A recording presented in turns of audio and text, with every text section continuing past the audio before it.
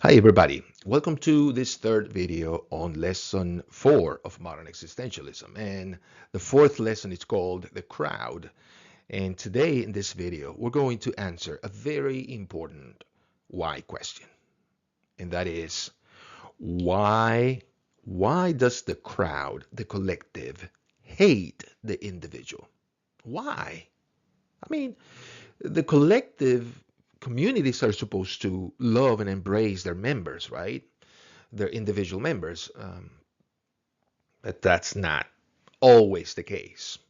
Um, but the opposite, it's the case that collectives can be very pernicious towards the individual. So, okay, I'm gonna give you an example of that. I'm gonna try to illustrate that problem right very clearly in this third video.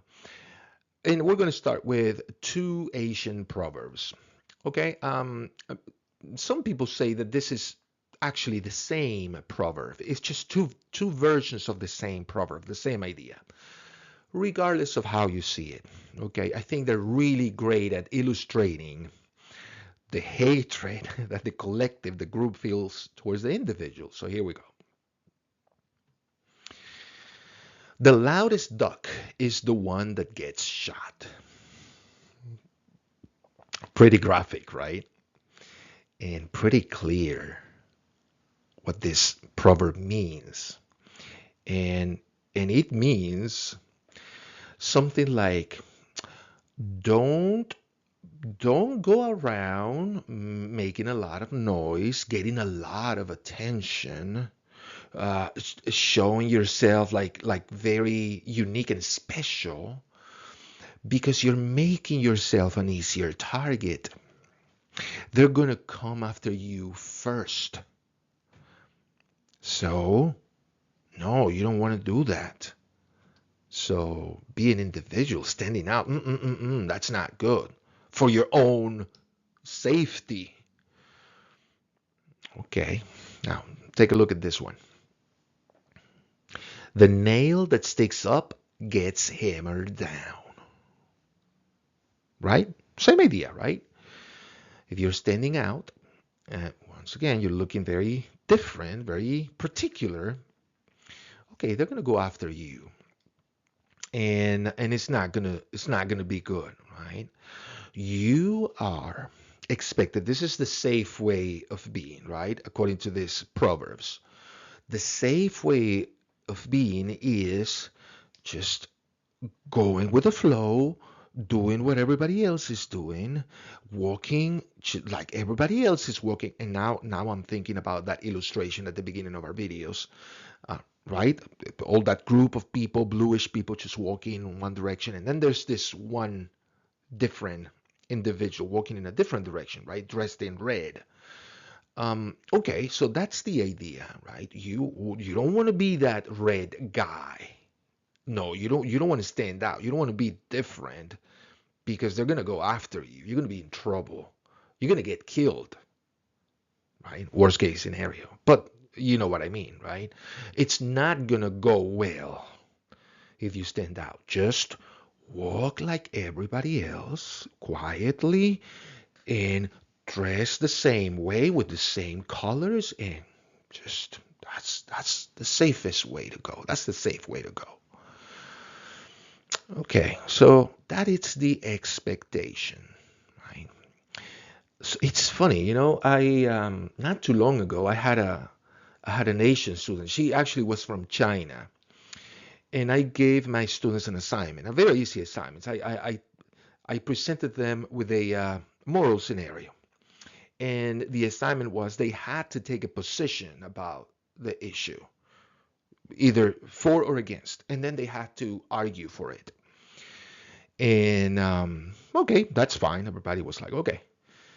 But then this Asian student, she came up to me after class and she said, Mr. Molina, how am I supposed to do this? And I said, well, it's just take the position. She said, can I just say the good things about the position and the bad things? And I said, well, I said, I'm glad you can see both, right? But if you put the good things and bad things on a scale, where do you think the scale will tilt to, right? And just And then based on that, take a position and say, okay, I'm against it or I'm for it. And then argue for it and then argue for your position. And she said, well, that's exactly my problem, she said. I don't know how to do that. And I said, do what? Take a position. She was not kidding, friends. She was not, she told me, she was not used to ha- having ideas of her own. Now that is something, right? Okay, well, and it actually illustrates the Asian way of being, right? Because Asians, I mean, this is no mystery, right? They are very particular in that they feel Asian people, Asian individuals, they feel a very strong um, sense of collective responsibility, okay? And they feel like their identity is found in the collective. That's who they are. Whatever the collective is, that's who they are. So if you think about that for a moment, it's almost like they have no identity, right? Or no unique identity. And they're fine with that. Because once again, I mean, who wants to stand out as different, right? Nobody's not safe. So I thought that was really interesting. And I'm also reminded of a study that I read several years ago. Quite interesting. And the study it was about, once again, Asian individuals, right? And the study showed that Asian people, they perform better in any task, sports or some professional related setting. They perform better when they work in a team, in a group. They really give their all when they're working with others. And again, because of the same idea, they feel a tremendous sense of collective responsibility, and they feel like they owe it to the team to offer their best. And so they do much better. They're more productive working in a group. The opposite is the case with Western individuals. The same study said, right, that we actually perform better when we work independently. When we work with other people, we don't give our best. So something to think about, right? Because I think it makes very clear in societies in which the collective is very, very, very important, right? How dangerous it is to be an individual and why they don't like it. They don't like it. Now, maybe that's not still very clear why communities or collectives, I should say, collectives and crowds, they hate individuals. Okay, but here's an example, real example of my own life. When I think it was my second or third year in the United States, I I started working for this supermarket chain, and they opened a brand new store in downtown Miami, and I started working there in a brand new store, and we had a terrible crew. Like my coworkers, they were just a bunch of slackers. I mean, and I didn't care. And I remember one day I was just working. I was a stock clerk, so I was stocking shelves. And I remember one night we were working overnight. Uh, a coworker came up to me and he looked at me working and he said, hey man, take it easy. And I looked at him and I was like, okay, thanks. Kept working. I don't know, about 2 days later, another coworker, looked at me and said, hey man, take it easy, man. You're going too fast. What's the rush? I'm like, I'm fine. I'm not tired, I said. And I have to confess, I think I did. I said this before. Uh, I'm kind of slow getting things right. I'm smart, but it just takes me some time to fully get what's going on. So it took a third guy telling me days later and making it very clear. He said to me, man, you're working too fast. You're making everybody else look slow. And I said, oh, that's it. That's it, right? I'm making everybody else look bad. Well, I said, I don't care. I don't care. And of course, because of that attitude of mine, my coworkers didn't like me a whole lot, but I didn't care because my supervisors, they loved me. They absolutely loved me. And they gave me a very nice schedule, and they would give me very nice raises, and they were happy with me. But I totally get it, and I hope you do too. Overperforming, right? If you overperform, you're going to make everybody else in your team look bad. But now you are going to capitalize on that, right? And that's great. Who cares about the group? Obviously, obviously, these coworkers, they didn't have my best interest in mind. They were not interested in if I got a nice raise, or if I had a great or not so great schedule. They didn't care about that. They cared about themselves. They wanted an easy job, and they wanted to get a raise, for everybody, same raise. They would be fine with that. But having somebody overperforming and making everybody else look like slackers, okay, they knew the risks, right? That they would probably not get a raise, and they would look bad right in front of the supervisor. So that's why they hate people doing things differently. They hate it. You're If you have ideas of your own, the risk is that they see is that maybe you are right and everybody else is wrong, and they don't want to feel that. They don't want to feel like they might be wrong in the way they do things, in their assumptions. No, no, no, no, no. So they don't care if you are right, if you're saying something that it's true. They don't care if you find out an easier way of doing things. They don't care. They care about themselves, and they care about their safety. And what's more, the individual, the guy who does differently, it just represents a direct threat to their condition, right? Like in my case, in that particular case, working with these people, um, they would probably get, like, everybody would get a nice raise, everybody, right? But if there's somebody uh, just overperforming, okay, maybe that's not going to be the case, and right. So somebody who is acts differently would always challenge the collective's assumptions and their condition, and maybe even their, and I say maybe, but not no maybe, even the existence of the collective might be at stakes because of an individual. If you think I'm exaggerating, friends, I have very concrete examples of what I'm saying. So let's go to the next slide so I can show you. Okay, selfless. Okay, here's a very interesting, very, very interesting example of what I was saying in the previous slide, like the disregard the collective feels towards the individual, and why.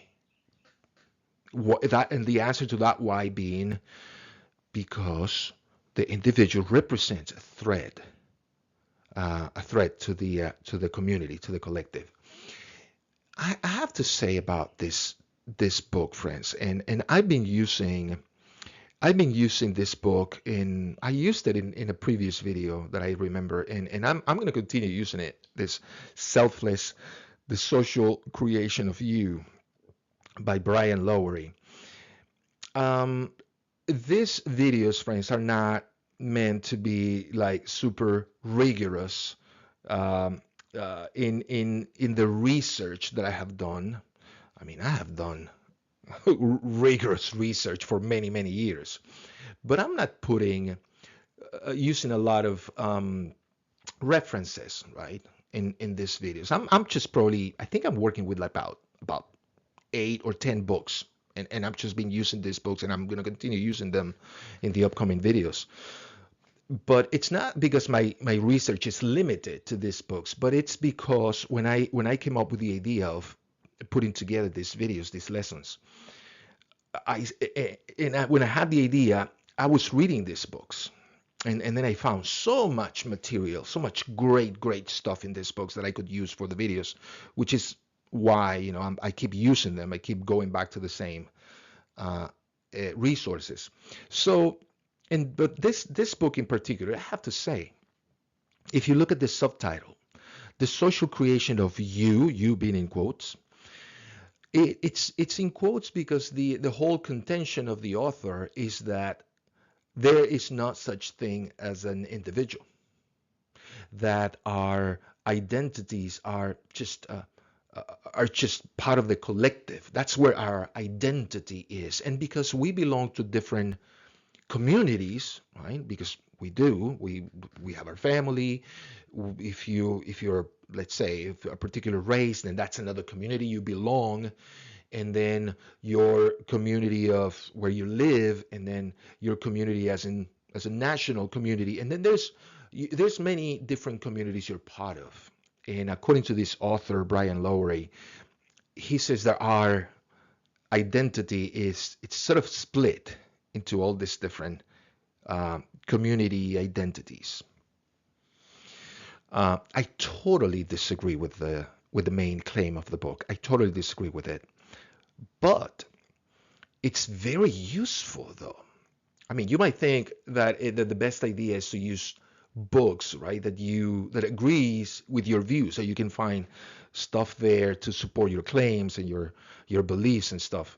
But I actually believe the opposite is very much the case. Like, you can find a lot of good arsenal of ideas and evidence in people and in books that pretty much has an opposite view of things. Okay, so let me show you what this book says, what this man says in this book. I think it's mind blowing. When I read it, I was like, wow, I need to use this in my video. So here we go. In 1957, a device was invented that had the potential to cure deafness. Okay, I'm quoting straight from the text, okay? So this is what Mr. Lowry is saying, referring to this invention in 1957. The device, a cochlear implant, would ultimately take about 20 more years to be released for general use. This is a commonly used medical device nowadays, but the way it changed the lives of some of those who had them implanted is still moving to witness. So this is a great thing.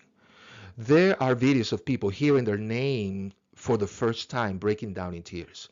Children implanted with the device have less trouble learning to speak and do better in school. Not surprisingly, after it was proved safe for young children, many parents were eager to have this device implanted in their children. This is great, amazing news, right? An amazing invention that it's addressing a very important limitation in some people, right? Or a disability, right? Not being able to hear and therefore not being able to speak. Man, that's a major limitation in life. So, wow, this device was an amazing achievement. But let's see what happened afterwards. Given these benefits, it might be surprising to hear that the National Association of the Deaf did not see this medical device as a miracle. In 1991, the organization wrote an official statement that derided the research and the device. Why? Okay, let's keep reading. The statement by the National Association of the Deaf, the statement raised a number of concerns, but most relevant for us is this. Check this out. The deaf community comprises a linguistic and cultural minority. Many Americans, perhaps most, would agree that as a society we should not seek the scientific tools nor use them, if available, to change a child biologically so he or she will belong to the majority rather than the minority. Even if we believe that this biological engineering might reduce the burdens the child will bear as a member of a minority. Can you guys believe this? Can you? So, okay, the deaf community, it's a minority within, right, within the larger community of the United States, whatever. So it's a sub-community, and they see themselves as a minority. Okay. So they saw the National Association of the Deaf, they saw this device as a threat because now they're going to have fewer members in their community, in their organization. There are going to be fewer deaf individuals. That's not good. The whole organization is at stakes, right? The existence of the organization. These people are freaking out and going like, what are we going to do? If all of a sudden they discovered this device, or they develop a technology with which people would be able to speak and to hear, what are we going to do? That's great news, though. And they're aware that even if this technology can improve someone's lot, can improve someone's and alleviate the burdens of existence in individuals, and they see the practical benefits, they still see these improvements as a threat. I mean, unbelievable. Now, there's some more about this quote. Now, this is Mr. Lowry again, right? What we read in the previous paragraph, that was the statement by the National Association of the Deaf. Mr. Lowry continues, some deaf people view themselves as connected to other deaf people through the shared experience of the absence of hearing and the way they navigate the world as a result. The hearing impairment creates relationships that in turn give way to a sense of community. And this community provides social identity. Okay, so remember, this is the important thing, right? Our identity. Seen this way, it's not surprising that some in the deaf community do not embrace cochlear implants. Oh my goodness. It's just hard for me to read this and believe it's true. But I hope you see it though. I hope you see, and gosh, I cannot stress this enough because I said it already more than twice. Communities are not the problem. I love communities. I really do. I feel myself part of two or three communities, and the first one being my family, of course. And they're great. They're benefits. And we'll talk about the benefits of the community in another video. But gosh, you gotta see it. That when you do something different, when you defy the community's expectations, when you decide to walk your own way within this community, okay, then you are going to represent, right, a problem to the community. The community's existence or their identity, it's going to be at stakes because of what you're doing differently. But gosh, the community must also see that what I'm doing, it's better. At least it's good for myself. But they don't care what's good for yourself. Even, I mean, you read it. Even if the community, the collective, even if they see the crowd, that you are taking a better path for yourself and that you're improving your condition and you're doing better and you're happier, they don't care. No, no, no, no. No, they don't care. The community's identity and existence is at stakes. Okay. Once again, right? Nobody cares. Nobody in the community, or maybe some. I shouldn't exaggerate. But the crowd, you know what that means now. The crowd does not care that you're better, you're improving, you're moving up. No, you can't. If you get, if you improve your condition, no, you're going to be hammered down. So you walk and you continue living like everyone else. Even if we're limited, even if we're deaf, even if we're wrong in our assumptions, even if we're believing in the wrong things. It doesn't matter. You're going to be part of us. So shut up, you and your opinions and your particular views. Whew. Okay, friends. I don't know. I'm being carried away a little bit with this thing, but okay, let's continue. Okay, to finish with this quote. This is what it means to be a part of a group, according to Mr. Lowery. To know yourself through communion with others and to guard the boundaries of the community that defines you. Oh my goodness, really, really, really. I have to guard, I have to protect the identity of the community at my own expense, sacrificing my own well-being, my own ideas, my own dreams, my own identity.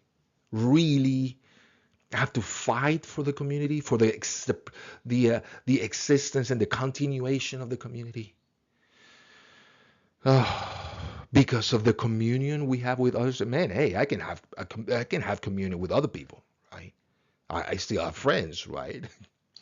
I can make friends in a different community or in a different, I don't know, in a different environment. I still have my family.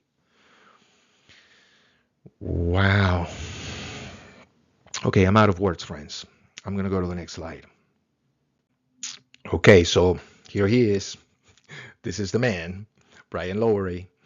And here he's going to offer us another example, right? Another reason why we should guard the boundaries of the community, right? And embrace the identity of the community. And let's see what that means for Mr. Lowery in this new example.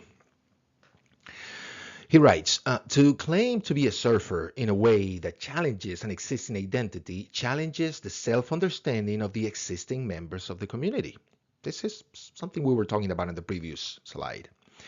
If being a surfer comes to mean using a short rather than a long board, if it means only big waves riding, people who don't fit this definition but identify as surfers will be upset. That's the crowd. Those are their expectations, right? To treat these individuals as non-surfers challenges the relationships that hold them together and define them as surfer.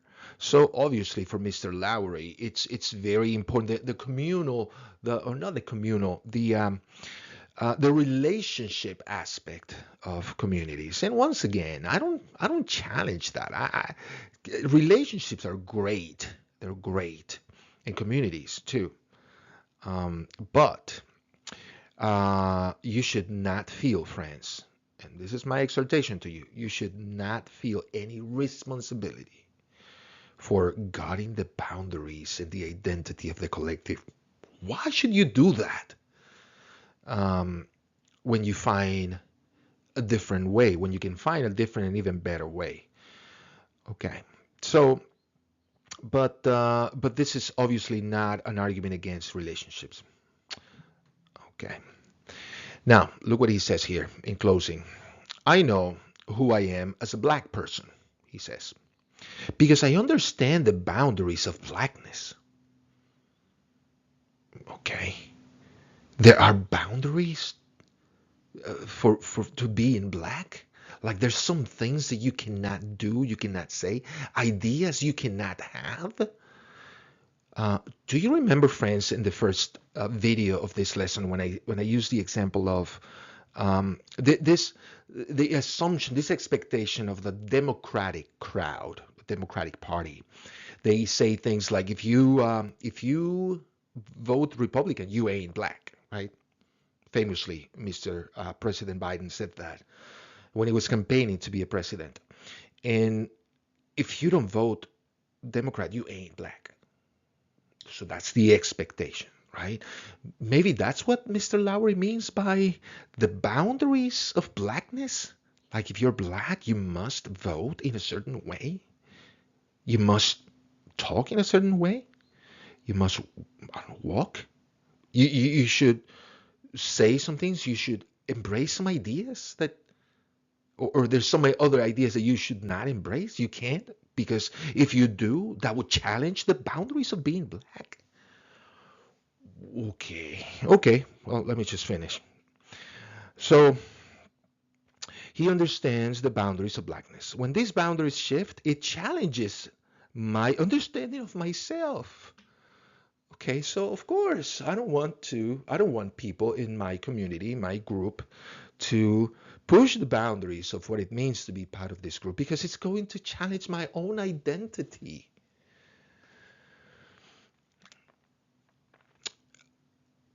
So, this is why, friends, Kierkegaard wrote so much about and against the crowd. This is why the crowd was his number one enemy, because the opposite, it's actually also true.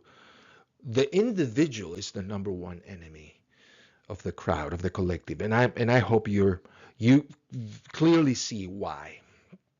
Okay, there's one more slide, one more example, quite a controversial one, about this issue of, the identity of the collective, and, the hatred of the crowd towards the individual. But I have to say, I said it in the first video of this lesson, that there'll be some examples that I'm going to be using, and the next one I'm going to use is one of those that might make you feel uncomfortable. So I hope you watch and listen with an open mind. So here we go. Chloe Cole, you might be familiar with her. She is a little bit of a well, she's not a celebrity, but she has a very important online presence, let's say, and she's been in several interviews and podcasts, and quite a controversial figure. So let me tell you about her. Chloe Cole, born 2004, is an American activist and detransitioner whose testimony have made many people question the moral value of the so-called gender-affirming surgeries and hormone treatments. Okay, this is a hot topic, but I want you to know what happened to her. In a recent interview, Cole described the vitriol in the attacks she received from many in the transgender community, a community that originally embraced her and praised her bravery when she became transgender. So, okay, Chloe Cole was going through a very difficult identity crisis, I guess it's a way of putting it or calling it.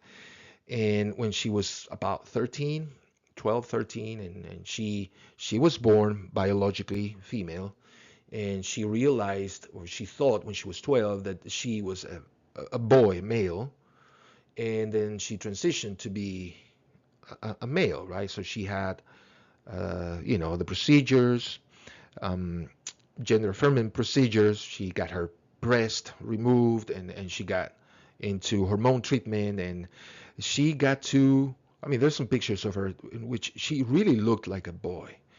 And later on, though, and in the process, right, people in this community, the transgender community, they loved her. They were like, oh, you're so brave, you're doing the right thing, and we love you, we're 100% with you, and we have your back, and so on. You're doing the right thing, and blah, blah, blah. Okay, but few years later, she changed her mind, and she regretted having gone through the whole thing. She regretted it. And she openly said that it was a mistake. It was a huge mistake.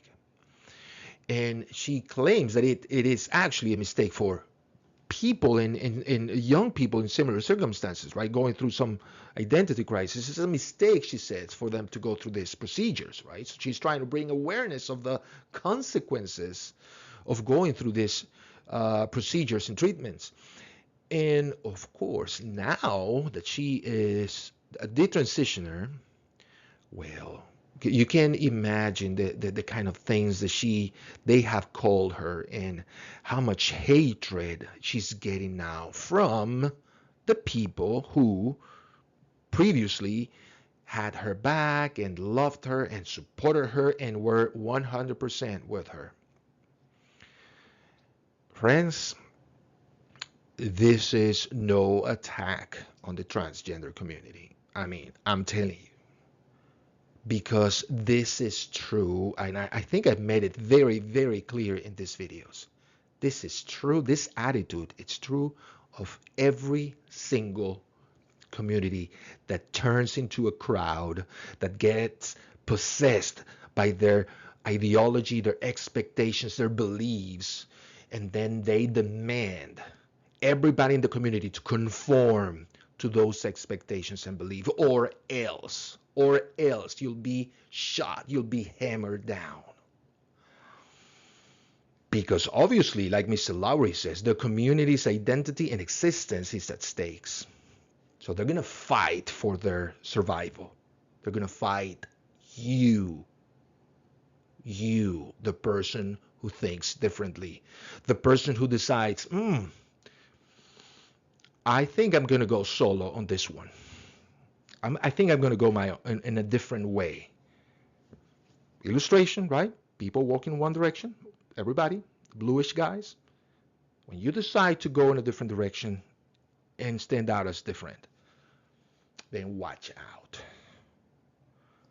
This is not only true of the transition, the transgender community. This is true of every single community. I talked about religious communities, the Christian worldview, right? In the Middle Ages and Renaissance, in that period, how they persecuted people who were not Christians. Okay, so I'm not trying to take an ideological position here. I'm just simply describing the reality and the dangers of the community, of being part of a community. And when the community turns into a monster crowd, consumed by their expectations and their ideas and their identity and their boundaries, right? We have all these words. They're great. So, well, I hope I answered that question, the why question. Why the community hates not the community, the crowd. I'm sorry. I keep confusing community with crowd. Not the same thing. Why the crowd hates the individual. I think I made my case, and I hope this video has been helpful. For sure, I had a lot of fun, and again, probably I did because I like these controversial topics. I kind of have a reputation at school where I work for dealing and talking, discussing these topics that nobody else want to talk about. But boy, it's just so important. I mean, the point is not to be thought-provoking or controversial because of there's value in those things. No, I mean, the real value is in tackling issues and speaking the truth at whatever cost, even if it makes people feel uncomfortable. And maybe that's what I'm doing here. I'm making maybe many of you feel uncomfortable because of your assumptions, because of your adherence to your communities. Well, friends, like I said to my previous co-workers, if you're so caught up in your own community identity, and this has been controversial or disturbing, I'm sorry. I'm sorry, but I don't care. I care about one thing and one thing only. I care about the truth. And I care about you becoming an individual, because it's the best thing you can do. Because you're going to be at your best and you're going to be at your healthiest mentally and physically. And we talked about this in previous videos. This is the goal for therapists, right? Carl Rogers, Abraham Maslow. This is the goal. And even recently I read a quote by Sigmund Freud, who said the exact same thing. The goal for every person is to become themselves, to become individuals. That's my desire. I have more to say about the crowd, but I'm done with this video. So I hope you continue watching. See you next time.